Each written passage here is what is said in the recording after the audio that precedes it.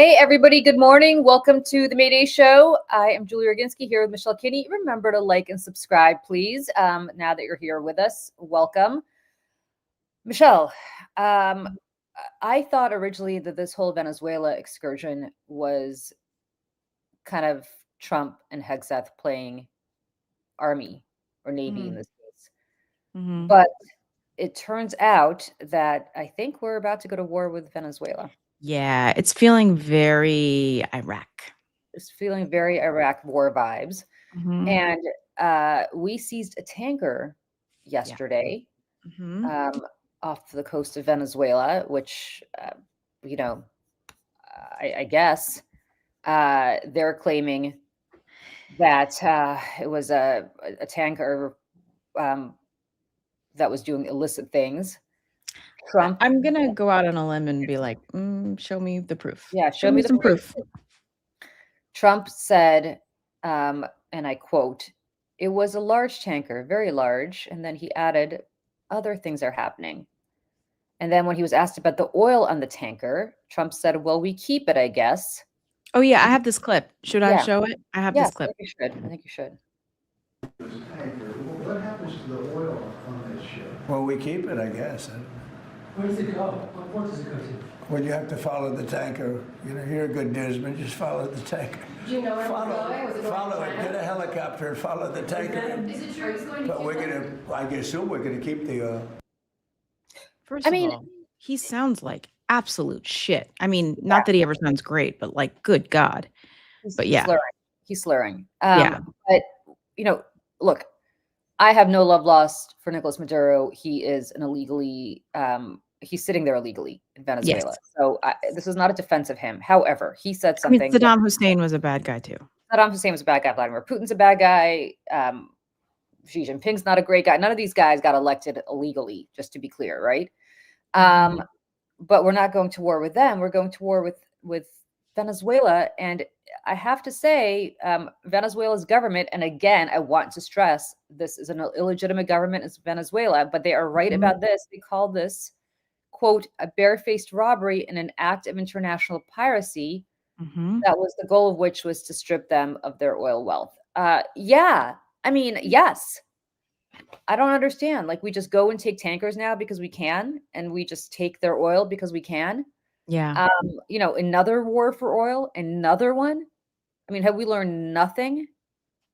And it's the drums of war are beating louder and louder. We've got an idiot, incompetent in charge of the Pentagon, who is murdering people illegally. We've got a president who clearly has no clue what is going on right now. The inmates are running the asylum. Oh, 100%, 100%. And, I think when you originally said that, is Trump and Hegseth playing Army? And I think that also is true. I think there's probably a Venn diagram of like, in the middle is invade Venezuela, but it's like oil, play Army, kill brown people. Like, it's just, it's checking a lot of boxes for them while they also get to do, this. And look, they're claiming that this ship had been previously linked to the smuggling of Iran oil. And the Justice Department rightly has been investigating this black market in Iranian oil, because obviously there are sanctions and you can't do that. Right. This particular vessel was sailing under the flag of another Latin American nation, but it wasn't registered in that nation. So, look, it's interesting. They legally did this because a federal judge apparently issued a seizure warrant about 2 weeks ago because of the ship's past activity smuggling Iranian oil. But I'd like to see the evidence. Right. I'd like to see the evidence. Right. Because this apparently is not Iranian oil. This apparently is Venezuelan oil. It's feeling very Iraq. It's feeling very America World Police. It's like, and again, this government has proven themselves to be untrustworthy and self-serving and corrupt. And we cannot, as Americans, trust anything they're telling us. Not about this, not about public health, not about national security, not about domestic security, not about anything. This is like the most corrupt government to ever exist Look, I just remember I was working in the in the United Senate. States. I was working in the Senate in the lead up to the Iraq war. I was there on 9/11. Mhm. And I just remember after 9/11, after the shock wore off, very quickly, attention turned to Iraq.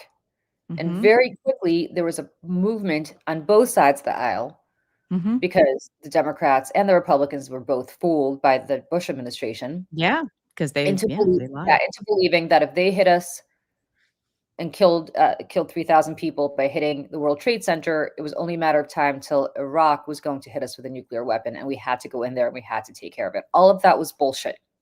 Mhm. All of that was bullshit. But I think people were prone to believe it because we'd gotten attacked on 9/11 by a completely different country. But nevertheless, there's no justification for it. But there was at least a predicate, I think, as to the Yeah. fear of what was going on. Here, they picked a random country on the map in South America after issuing their NSS, effectively saying we're going to do whatever the hell we want in our sphere of influence, which are the Americas. Yeah. And we're just going to go after Venezuela. What the hell? They've got oil. They've got a bad guy as president. He's not legitimate. What the hell? We're going to go liberate Venezuela now. Interestingly, and I think this is fascinating, and I don't know who's ever picked up on this, but there is a Venezuelan woman named Maria Corina Machado who won the Nobel Peace Prize, Yeah, right? yeah. Didn't she left the country, like, secretly on a rowboat and made her way to Oslo, like, last night? Yes. But here's what's so interesting. She had to warn the United States government that she was getting on this boat so that they Mhm. wouldn't bomb her. Oh my god. Now, but here's the thing. Here's the question nobody's asking. If we're so sure that the people carrying on these boats are carrying drugs or narco terrorists, why would she have to warn the United States government about not being bombed? Right. I thought we had this down pat. I thought we're only killing people who are narco terrorists. Why would she have any fear of getting bombed? She's not a narco terrorist. Right. Could it Right. possibly be that we don't know what the fuck we're doing and who we're bombing Right. down there? If the intelligence is so good and it's so Yeah. accurate. Yep. Right. So I think the whole thing is very fascinating. She had no comment on what we're doing down there. She, of course, wants the Maduro government overthrown. I think she thinks she's going to be the Right. next in line. But Mhm.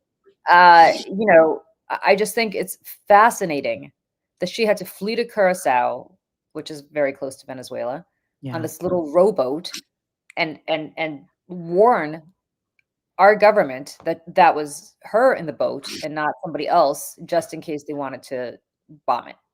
Right. Meanwhile,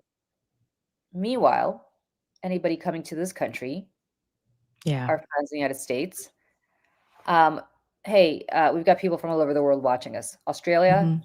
Great Britain, Canada, Germany, all over the place. If you are in a country that is part of the visa waiver program, Yeah. you will now potentially have to submit 5 years worth of social media Mhm. to the United States government before getting approved for your visa. 5 years of social media. Bless you, Michelle. Sorry. That's okay. There's something in the air. It's okay. To which I say, don't come here. Yeah, and listen, I'm trying to find the headline here. I thought I had it. Listen, we love people from around the world. We want them to come visit our country. We love our country. But we don't want you to come because it's not safe. It's not Mhm. safe for you. And our government can very easily snatch you off the street, and put you in a camp and throw away the key, and you'll never know. And it could take months. It could take a year to get you out, and a lot of money and lost time that you'll never get back. It is not worth it. It's not worth it to come here, not for the Olympics, not for the World Cup. If you want to watch the World Cup, watch it at home. You'll get a better seat. You'll get a safer seat. ICE isn't going to come to your couch in London. And here it is. U.S. plans to ask visitors to disclose 5 years of social media history. The proposal would affect travelers from countries on the visa waiver program, including Australia, Britain, France, Germany, Israel, Japan, and South Korea. I mean, it says there's dozens of countries on the visa waiver, in addition to some of the countries I just mentioned. There's Brunei, Singapore, Qatar, Chile. These are allies, right? I mean, some of them I have a problem with, but like nevertheless, these are our allies. These are people who are not from quote unquote the shithole countries that Donald Trump has no problem calling shithole countries and basically wanting everybody to be deported to. Yep. But these are members of the Five Eyes. These are members of NATO. These are people who have kept this country safe and have bled for this country in places like Afghanistan. And now, apparently, they're going to have AI. I assume this is how they're going to do it. Sweep your social media. Yep. And this is why, again, Palantir and Elon Musk, all these people, they've taken all of our data, maybe not initially to throw us all in jail, but like in order to build AI models that are able to sweep this information and this data and do it quickly. And so I just want to go ahead. Sorry, Michelle. No. I just wanted to just say this: applicants would also have to provide additional information, quote unquote, when feasible, according to the proposal. The list includes telephone numbers used in the past 5 years, email addresses used in the past 10 years, IP addresses and metadata from electronically submitted photos and biometrics, including facial, fingerprint, DNA, and iris data. It would also require applicants to provide information about their family members, including names, telephone numbers, dates of birth, places of birth, and residences. According to the CBP, the proposal is open for a 60-day public comment period. In an emailed statement, their spokesperson said the proposal was, quote, not a final rule. It is simply the first step in starting a discussion to have new policy options to keep the American people safe. That is horseshit. That is bullshit. Because ICE has a bigger budget than the FBI. Yep. And they're going to see, by the way, your social media, they're not sweeping to see if you say something like, I hate America and I want to blow up New York City. No. They're sweeping to see what you say about Donald Trump because they're equating Donald Trump with America because he has this Louis XIV model, l'état c'est moi, I am the state. It's him. In his mind and in the mind of this administration, there's no difference between Donald Trump and the United States of America. So therefore, if you criticize Donald Trump, you're anti-American and you don't belong here. That is what they're going to say. That is what they're going to say. And when you get off the plane at JFK in New York City or wherever you're flying into, and you're in that zone before you actually set foot into the city, into the country, you have no rights. None of us have rights. None of us. The Constitution does not apply in that gray zone. They can do whatever they want. They can take you. They can put you in. You'll end up in Texas with all these other horribly, oppressed people. And we played that clip yesterday of what is going in the Texas, what's going on in the Texas detention facilities. It is torture. It's torture what they're doing to these people. And again, I remind people that they're doing it in our name. They're doing it with our tax dollars. And they're doing it with very little pushback because the Republicans in Congress don't do anything. They just bend over and let him do whatever he wants. And this is Stephen Miller's, pipe dream. I think he gets off on this. This is his lifelong goal to just round up brown people and immigrants and anybody who's not deemed white enough for him, which is, and again, we've talked about this.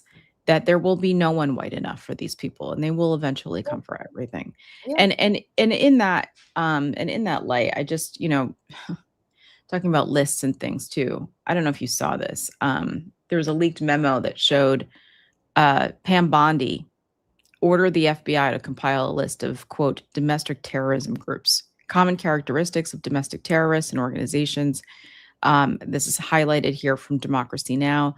Many of these domestic terrorists and domestic terrorist organizations are united by an anti-fascist platform that justifies violence and any other means necessary to combat perceived, quote unquote, fascism.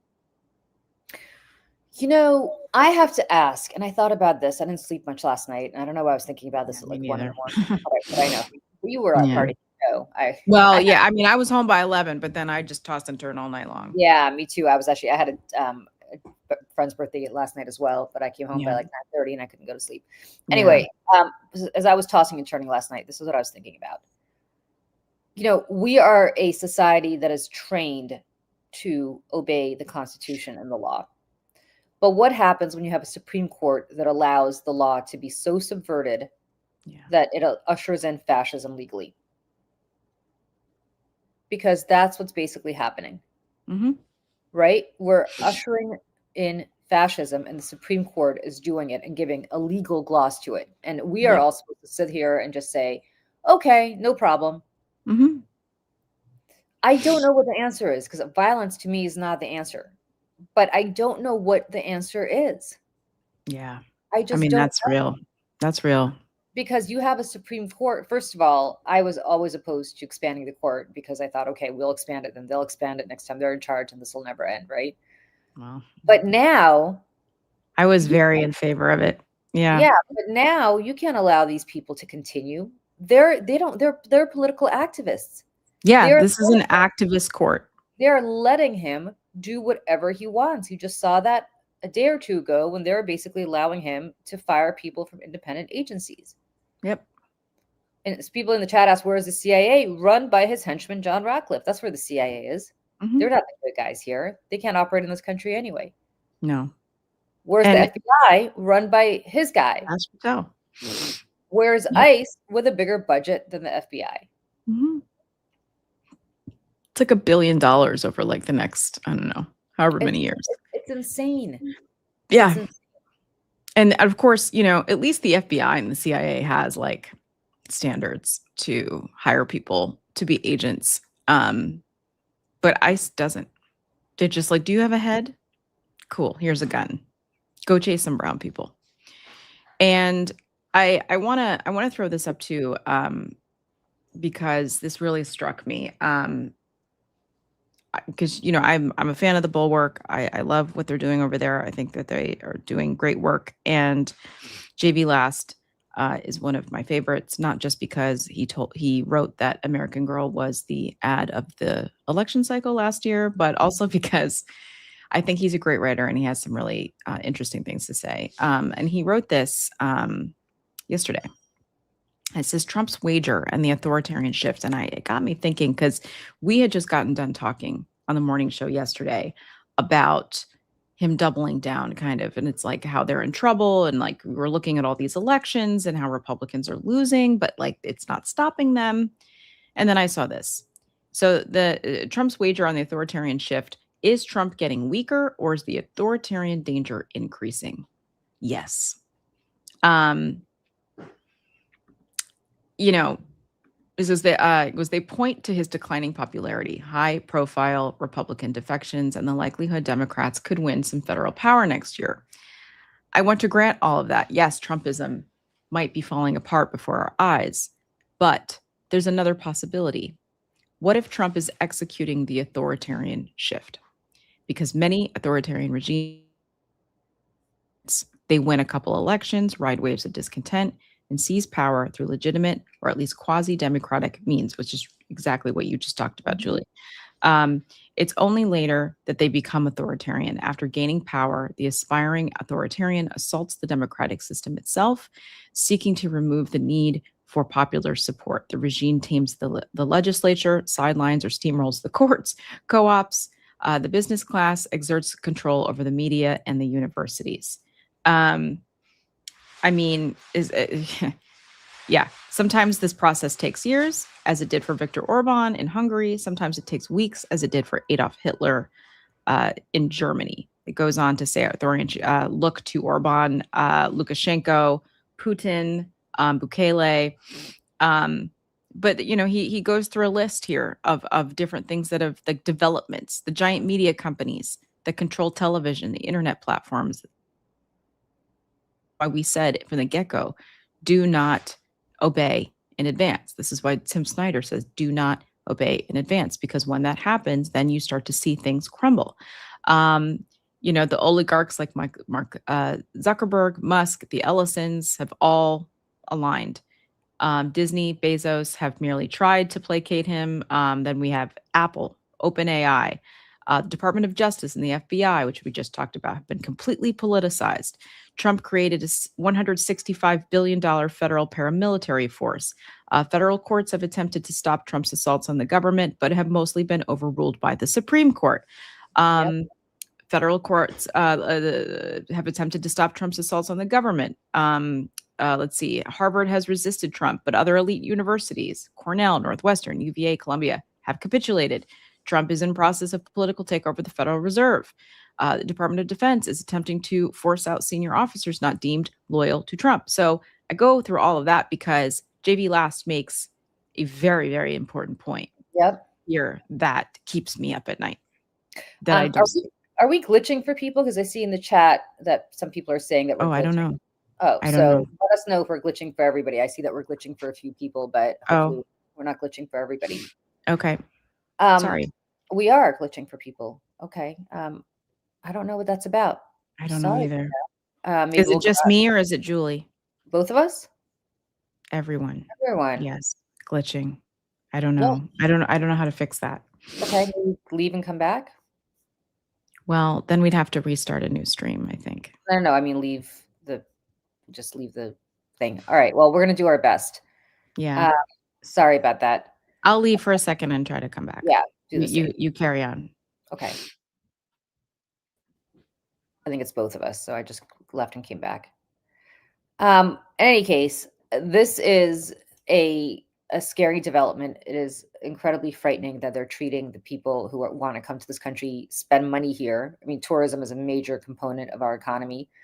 I live not far from Central Park, and I remember during COVID, I would walk through Central Park, and of course there was no tourism, and it was empty. I mean, it was totally empty, and it was just a few people who live in New York City.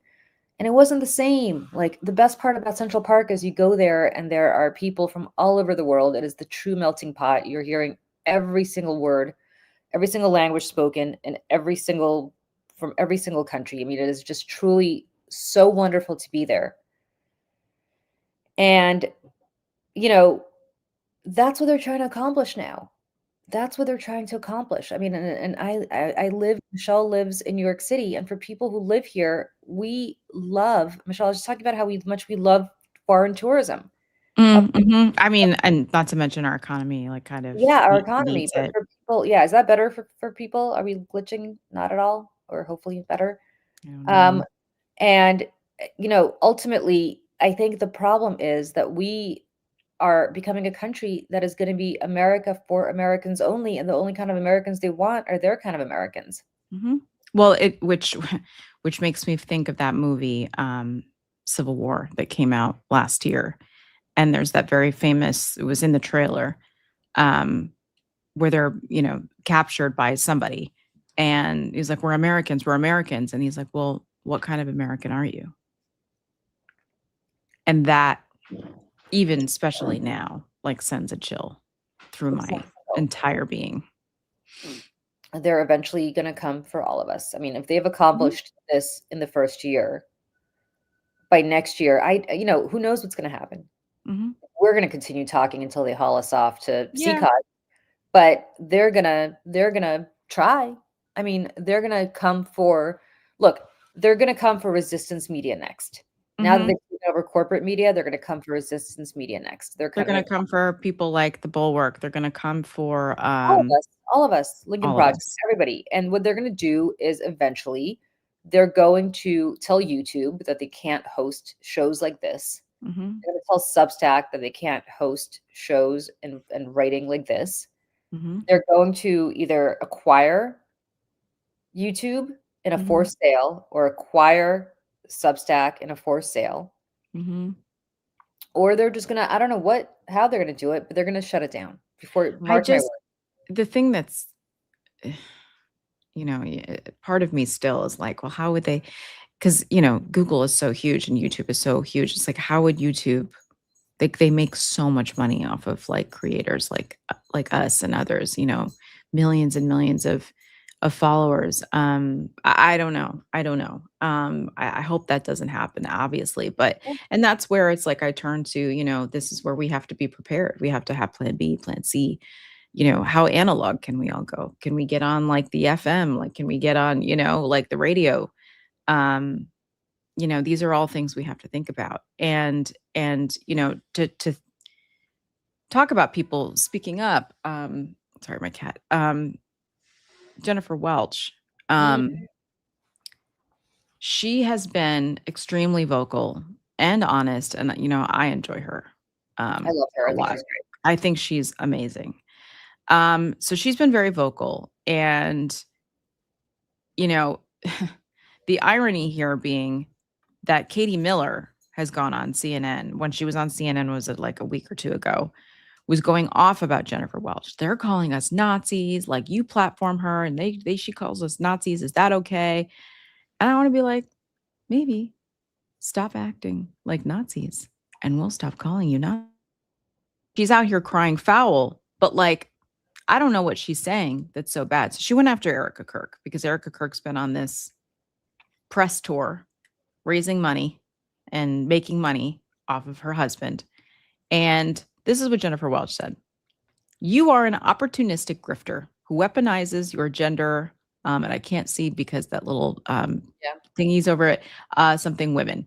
Welch said, "You are walking, talking, breathing example as to why nobody, number one, wants to be a Christian, and number two, wants to be a female hypocrite such as yourself. For you to prance into Manhattan and lecture women who are abundantly aware of the coattails of which we have ridden to be able to be heard." Welch also blasted Charlie Kirk as being racist and homophobic. Well, it's interesting that you say this, Michelle, because I actually last night was writing about the national security strategy, which I've been writing about all week. And then at about midnight, I put that aside and I thought to myself, something's been really gnawing at me and I need to get it out of my system. And I wrote a whole Substack about Erica Kirk, Hmm. which I will drop in this, just in the link, just in case people want to read it. I'm not going to belabor it. But it's called "Can We Talk About Erica Kirk?" Yeah. And Can we? Literally. literally, can we? And what I said was, "Welcome to the Erica Kirk Show, the influencer version of Terms of Endearment, except this one comes with sponsorships, a publicist, and a photo shoot." Mhm. And that's what it is. That's what it is. Yep. Because Erica Kirk has figured out something essential about this moment. MAGA grief, and I want to stress here, it's MAGA grief, is the last taboo, which means it's the last great marketing opportunity. If you Mhm. criticize her, you're a monster. If you ignore her, you're heartless. If you feature her, you're a compassionate truth teller with excellent Q scores. Right. But what's interesting about this is that non-MAGA grief is totally fair play, which is why right-wing influencers tortured the families of children murdered in school shootings, Michelle, why Trump derided John McCain even after his death, and why one of Trump's closest advisors mocked dead migrants. Mhm. It's okay to go after kids who witnessed a school shooting, as we saw the right go after the kids in Parkland. And certainly Mhm. we saw Alex Jones go after the poor Sandy Hook families for years and torture them. And Alex Jones wasn't the only one. he wasn't the only A one. lot of people on the right did. They A lot of mocked people on those the right. parents. And Mocked them. but God forbid you say what Jennifer Welch has said about Charlie Kirk Mhm. and about Erica Kirk grifting off of him. Yep. I mean, look, his death was tragic, but her response has been something completely different. Completely different. It was a Well, full-fledged media tour. It was complete Yeah. with publicists, soft focus photos, Oh yeah. Pyrotechnics, for God's sakes. pyrotechnics. Like, what about the mothers and wives of Black men who have been stopped for routine traffic stops, who've ended up dead at the hands Yeah. of police officers? You know, a lot of those mothers and wives, you know, are grieving every day. And you know what? Some of them took that grief and ran because they cared so much about making a difference and making sure that this didn't happen to anyone ever again. And Amanda Seyfried, an actress, she was on Who What Where podcast, which is like a fashion thing, I think. She said, "I'm not effing apologizing for calling Charlie Kirk hateful after his death. What I said was pretty damn Yeah. factual.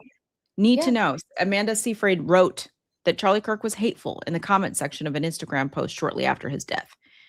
At a time, I will remind people, when people were getting fired left, and there was actually a website where you could turn people in for saying things about, not for making threats, not for trying to endanger someone's life, for just saying mean things. These people are completely insane and soft. Kirk was shot and killed. Yes, we know this, on September 10th. Seyfried said that she would not effing apologize for her comment and doubled down on her stance in a new interview with Who What Where, which published yesterday, Wednesday, December 10th. She commented he was hateful on that was, I guess, September 17th. We're forgetting the nuance of humanity, she wrote. I can get angry about misogyny and racist rhetoric, and also very much agree that Charlie Kirk's murder was absolutely disturbing and imaginable. I'm assuming that unimaginable. No one would have to experience this level of violence. This country is grieving too many senseless and violent deaths and shootings. Can we all agree on that, at least? And, you know, Barry Weiss, who is the new ideologue running CBS News, right? I'm just going to show you. I just sat down an hour with Erica Kirk and we talked about everything.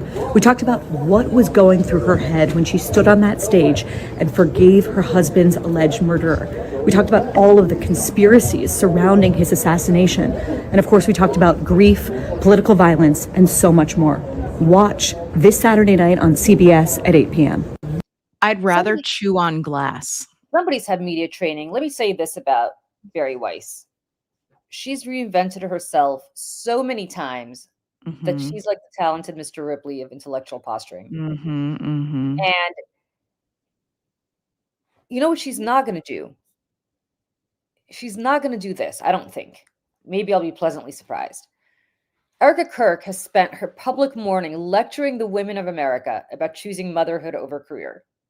Over and over. She did it at the Deal Book Summit. She did it every chance she has, because this is not about mourning and it's not about grief. She's pushing the same talking points that Talking Point USA pushed before Charlie Kirk's death. She's just using this opportunity to do it. If this were just about grief, I'd accept it. But every single media appearance she has, she works her crazy political agenda into it, her trad wife political agenda into it. And not one reporter, this is what pisses me off so much. This is why I decided at midnight to scrap my whole national security thing. Lead into this, because again, I couldn't sleep last night and just I went crazy. So that's why I was up till 3 a.m. But not one reporter has dared to ask her, and we talked about this, Michelle, who's watching her kids while she's earning money gallivanting across the country? Yeah, it's women of America. Who? Phyllis Schlafly of this time. Yeah.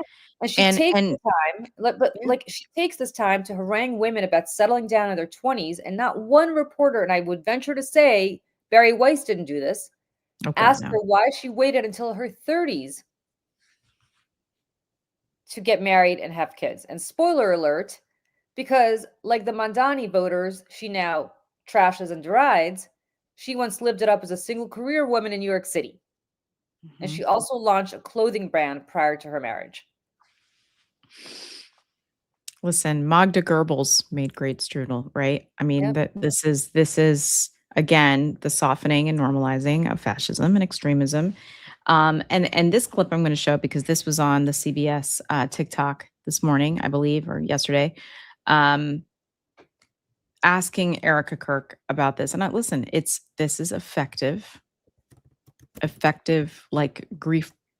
I hate to use the word grief porn here, but it is, because it's like it's not stopping. It's here. Erica, one of the most alarming things about Charlie's murder was the way that some people in this country reacted to it. Yeah. And not just online. This was an idea that you encountered a lot. And the idea was this. They kind of justified it. They basically said that because Charlie said or believed things that they believed were controversial or even hateful, that he somehow had it coming. What do you say to people who justified his death? You're sick. He's a human being. You think he deserved that? Tell that to my 3-year-old daughter.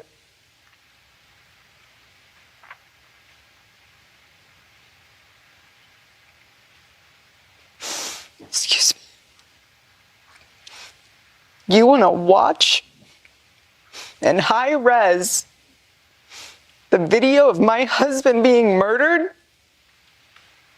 and laugh and say he deserves it? There's something very sick in your soul, and I pray that God saves you. I pray, because that is what is so wrong. The internet in this world has dehumanized us. Really? Erica, Let's talk about your husband here for a second. Now, first of all, I would say the vast majority of people were not saying he deserved it. No, nobody just, No one was saying this. I'm not saying like no one, like 0 people. Obviously, I'm sure there's some, sick asshole somewhere saying that.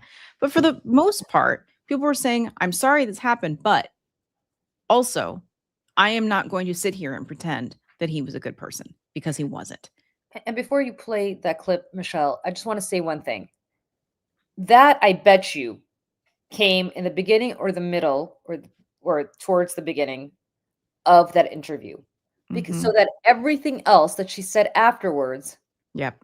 could not be disputed because she's the grieving widow. That is how they set it up. So that when she starts lecturing, which I'm sure she will, women about their choices, or she starts pushing JD Vance to be president in 2028, which she has done repeatedly, or she talks about the myriad of other issues that have nothing to do with her grief afterwards, nobody can say, oh shit, Erica, that's crazy, or that's controversial, because you've already set up the predicate that you are the grieving widow, and if anybody goes after you, they're going after your poor dead husband. Your poor dead husband, Michelle. I don't know if we have that clip. Your poor. Do we have the clip, Charlie Kirk? You're talking about the thing I made? Yeah. Yes, I do. And Okay. and Go ahead. I got so fed up in the moment of like watching people like Matthew Dowd lose his job. People, I have a friend who works in tech, like a normal tech job for like an old tech company, by the way, our legacy. And she was like, I loved this video, but I'm afraid to share it because I will lose my job. What? And I was like, you have got to be kidding me. Yep. You've got to be kidding me. Like, and this is again where it's the chilling effect, where people are afraid to even speak. They're not speaking and then waiting for some authoritarian consequence. They're just silencing themselves. And so I got so tired of sitting around and watching this that I was like, that's it. And because of what it is that I do, and because I worked at Lincoln Project for so many years, like doing like rapid response videos or like helping the rapid response team, I always had like folders of clips of right-wing people, and I had a whole folder of Charlie Kirk stuff from over the years, outrageous, shocking things that he said. And I was like, you know what? I'm gonna just start putting these together and see what comes of it. And the first version of this was over an hour long. And I cut it down to 6 minutes and change, and it went viral. We released this under the Seneca Project umbrella, of which I am the co-founder of the Seneca Project, and Jennifer Welch actually got her hands on this, and on her podcast played this video in its entirety, and pleaded with people, don't click away, watch the whole thing. There is no editorial context or supers or text, anything on screen except for Charlie Kirk, and some support from Scott Jennings. This is Charlie Kirk in his own words. And I will not stop reminding people of the person who Charlie Kirk was, while Erica Kirk makes the media rounds trying to rewrite history and rewrite who Charlie Kirk was. He was a hateful, bigoted, misogynistic racist. And that's who he was. And we're going to watch this. And I'll tell you one more thing that's on my mind tonight, and conservatives everywhere. The idea that people are saying, well, he was an extremist, or he was a racist, or he was a Nazi, or a misogynist, whatever. Charlie Kirk was a mainstream conservative Republican. He had views that are held by tens of millions of people, including more than half the country in the last election. If I see a black pilot, I'm going to be like, boy, I hope he's qualified. It begs the question, when you see a black pilot, you wonder, you say, I hope they are qualified. And in the spirit of affirmative action, we have Ramon and Cadillac are your two pilots. They've never flown before, but they are black. If I'm dealing with somebody in customer service who's a moronic black woman, is she there because of her excellence, or is she there because of affirmative action? I'm only here because of affirmative action. Yeah, we know. You do not have the brain processing power to otherwise be taken really seriously. The war on white people continues. You had to go steal a white person's slot to go be taken somewhat seriously. We are raising a generation of weak people like Simone Biles. LeBron James is a self-interested, narcissistic, and we know he's not very smart. You're representing your nation. You're selfish sociopath. Not very bright, not wise, not somebody of good character. She is a shame to the country. Blacks in America did not have the same rights they had today. Data shows they were actually better in the 1940s. Let's get loud for Kyle Rittenhouse. I'm also going to offer some context and some nuance about the death of George Floyd that no one dares to say out loud, which is that this guy was a scumbag. Remember what BLM stands for? Burn, loot, and murder. Now, does that mean it deserves to die? That's two totally different things. Of course not. Prowling blacks go around for fun to go target white people. That's a fact. There's no such thing as white privilege or racism, so. Black people are allowed to talk about black culture in a way that white culture cannot. Black people can come up and say that there's a baby mama problem in black America, and white people are not allowed to say that. Oh, I just did. So what are you going to do, cancel me? Black people are allowed to say, black people are allowed to say. I'm a grown man, I got way black people are allowed. Skin color now gets their own summertime celebration. Oh, wow, look how far blacks have come. It has now become a racial complaining day. Thomas Sowell and Justice Clarence Thomas are far better black role models to celebrate than Martin Luther King. This guy is not worthy of a national holiday. There's a mythology around MLK that does not warrant the reverence that he gets treated with in America. We have a federal holiday to a guy that talked about race all the time. Kirk describes King as, quote, a bad guy. It's true. We celebrate the Civil Rights Act more than the American founding. The country made a mistake when it passed the Civil Rights Act. Also true. The Democrats are not lifting a finger to remember the well over 100 people that have died in Texas Hill Country. The death toll likely would not have been as high if it wasn't for DEI. Ketanji Brown Jackson is what your country looks like on critical race theory. You're going to remove my appendix and you're a black lesbian. Ketanji Brown Jackson is an embodiment of the tyranny that we currently live under. She's an ideological, unintelligent, yet confident fanatic. Why does Kirk believe passing the Civil Rights Act was a mistake? Now, again, apparently they don't listen to the show because we do that at least once a week, right? So she wants to be the first ever black woman on the Supreme Court, yet she won't even admit that she's a woman. The transgender movement is an introductory phase. These doctors need to be put in prison to get you to strip yourself of your humanity. A Nuremberg-style trial to mesh with machines. Interestingly, I think there is an argument to bring back the MRS degree. Reject feminism. Young women need to get married at a younger age and start having kids. I'm studying sociology. No, you're not. We know why you're here. Submit to your husband, Taylor. You're not in charge. You will find a husband if you have the intent to find a husband. You got to change your name. If not, you don't really mean it. Democrat women want to die alone without children. A lot of them are on birth control too, and birth control really screws up female brains, by the way. That's really rich. I didn't know women not to complain 50 years ago. That's funny. And we should tell them to stop freezing their eggs and start finding their partner earlier and have lots of babies. Every single one of you need to make sure that your loved ones are not on birth control. So materially insane to think that 1 in 5 American women will be raped in their life. It is, I agree. No, meaning that they're lying about being raped. You're comparing abortion to the Holocaust. Absolutely, I am. In fact, it's worse. It's worse. Because Jewish donors have been the #1 funding mechanism of radical, open border, neoliberal, quasi-Marxist policies. By the way, this is my other problem with death penalty. It takes too long, too many appeals. Expensive. It should be public. It should be quick. should be televised. Well, at what age should you start to see public execution? 16. I think you could do it earlier. I think you maybe at age 12. I want to watch that execution. That'll make my day better. A lot. I mean, Joe Biden is a bumbling, dementia-filled, Alzheimer's, corrupt tyrant who should honestly be put in prison and or given the death penalty for his crimes against America. The Democrat Party believes everything that God hates. Like, we're dealing with maggots, vermin, and swine here. These are not good people. They're not even a little bit good. In fact, I know people that went to Haiti passively as like agnostic atheists, and they came back searching for Jesus because they saw like legit demonic activity. Kamala Harris wants to see the elimination of the United States of America. Democrat Party supports everything that God hates. There's not much you can do, folks. You have a government that hates you. You have a traitor as a president.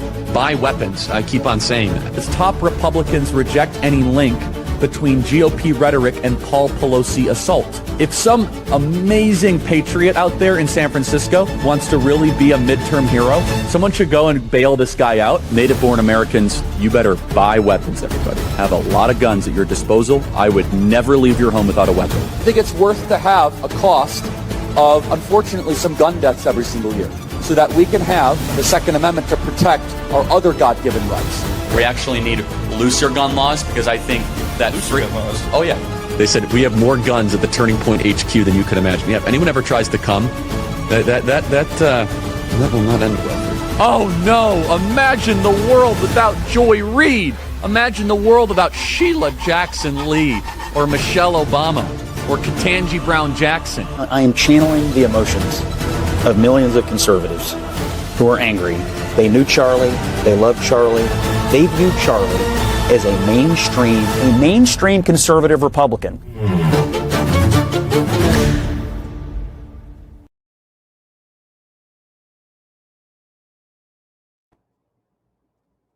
Sit with that for a second. Yeah. Sit with that for a second. But we're not allowed to talk about that because Charlie Kirk tragically was killed. He was tragically killed. He did not deserve to die. He deserved to live the rest of his life in ignominy as a fascist, which is what he was. And now that he's dead, we should not be putting his wife up on a pedestal unless she wants to exclusively, and I mean exclusively, talk about grief. Mm-hmm. If she wants to talk about anything else, which she does every time, then we have the right to question her about whether she agrees with every sentiment in that video. But nobody has done that. Nobody has done that. And by the way, he was lecturing, as I keep saying, lecturing women about going to college to get their MRS degrees. His wife did not. She went to college. She went to grad school. She's now studying for her PhD. Now, she may be doing that after she got married, but she went to college before she got married. She had a whole career as a pageant, as a beauty queen. I hate that word, but whatever, a pageant contestant. She had a whole career as a realtor, apparently in New York City for a little while. She came to the big city just like the rest of us, Michelle, trying to find her American dream, trying to find her man, just like the girls in Sex and the City did. Yeah. And she didn't get married till she was in her early to mid 30s, and that's when she had her first kid. Mm-hmm. So why does she get to do that? Why does she get to wait 10 years after graduating college to get married? Yeah. She was also, by the way, on a Bravo show. Oh, she was. I didn't know She that. was. She appeared in Summer House. And the clip actually resurfaced. So this was in 2019. Yeah. She was set up on a date and she was at some like rooftop bar or something. Mhm. So like, yeah, she was doing all kinds of stuff. Wow. And Charlie Kirk was a white nationalist. He was a racist. He was a bigot. He was a misogynist. And he only saw women useful for one thing. And again, I remind people, and I will continue to try to talk about Erica Kirk. She is the CEO of TPUSA. She is the CEO of TPUSA, the most powerful, the most influential youth arm of the MAGA movement in the United States of America. She is the CEO. She is not some board member, advisor person. She is the CEO. Yeah. Which, by the way, right now is putting all of their energy behind strong arming Republicans in Indiana to redistrict and threatening them that if they don't redistrict, they will primary them. Mm-hmm. This is what the grieving widow is doing right now while she's on her Yeah. book tour Yeah. selling books about the Sabbath. Yeah. Which Charlie Kirk wrote. She's an opportunist. She's an opportunist. At which point are we going to just admit that this is what it is? Mm-hmm.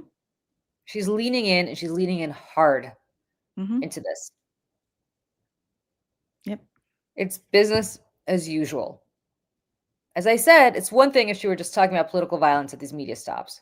Right. Because that's worth talking about. It really is. But that's not what she's talking about. That's not what she's talking about. She spent time talking about J.D. Vance's prospective political career. She spent time talking about Zora Mandani's on that. Yeah. female fan base. She spent her time talking about trad wives and other items that would have been on Turning Point USA's agenda the day before her husband was murdered. So nothing has changed. It's business as usual. Mm-hmm. And this is grief licensed as mass consumption. Yep. It's mourning as an aesthetic experience. Tragedy porn. It's tragedy porn. And CBS, frankly, I don't think I've, besides for 60 Minutes, I don't think I've watched anything on CBS because it's basically, their programming strategy seems to be summarized as what if we aired the same thing we did in 1986, but in HD. They're jumping all over this. Like where the Murder She Wrote, I guess the Murder She Wrote reruns were not available on Saturday night. Cabot Cove. Cabot Cove. Just the most dangerous small coastal town in America. Yeah. But and they just announced that Tony, how do you say his last name? Tony Duckpill, yeah. Is going to be the CBS News anchor. Listen, he's not he happens to be Katie Tur's husband.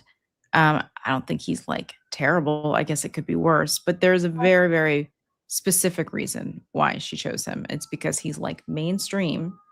He's good looking, and he has been very, very pro-Israel on his morning show to the point that, has upset people. I have been upset with him over comments about Joe Biden and like other, he's very much a contrarian, both sidesing kind of person, in my opinion, but whatever, it could be worse. But yeah. That's why he has his ex-wife and his daughter live in Israel. Well, listen, it's the whole thing is absurd. I mean, Erica Kirk didn't create this culture, but she sure as hell has mastered it. Mm-hmm. And basically now she's Saint Erica of the ring light. She's the patroness of performative mourning. Yeah. And we're all supposed to fall in line. Yeah. And I got to jump in 1 minute because I have a call, but I will tell you this.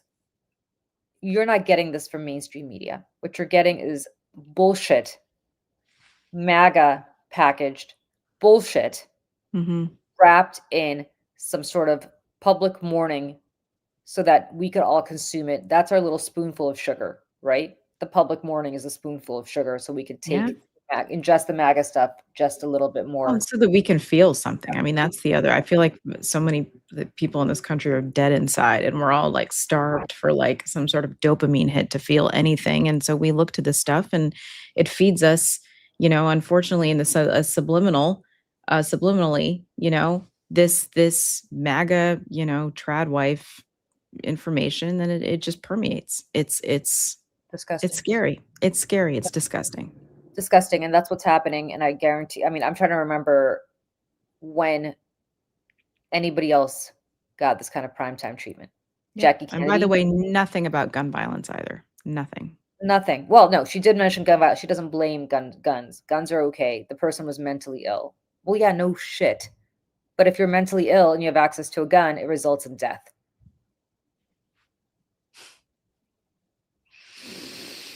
Yeah. So, exactly. I will not be watching on Saturday at 8 o'clock. Like I Senator. said before, I would rather chew glass. I will catch the clips on Twitter and I will use those. I will not give them my clips. The only thing worth watching, in my opinion, on CBS is Stephen Colbert. Yeah. Well, yes, I have no Julie Gump stories today. I did promise one about Milo Yiannopoulos, which I will tell another time. I got to jump. That might be a TGIF. We'll do a that might be- TGIF. We'll do we'll do some that Gump tomorrow. stories tomorrow. Yeah. Okay. All right, everybody. Meanwhile, we are going to have a podcast coming out very soon. The Mayday podcast. Made that podcast with Congressman Jim Himes, our first guest. So if you have any questions for Congressman Himes, throw them in the chat, and we will absolutely ask. On that note, love you guys. Thank you. We'll see you all tomorrow. Yep. Bye. Like and subscribe to the Mayday Network on YouTube, everyone. All right, everyone. We'll see you soon. Bye. Bye.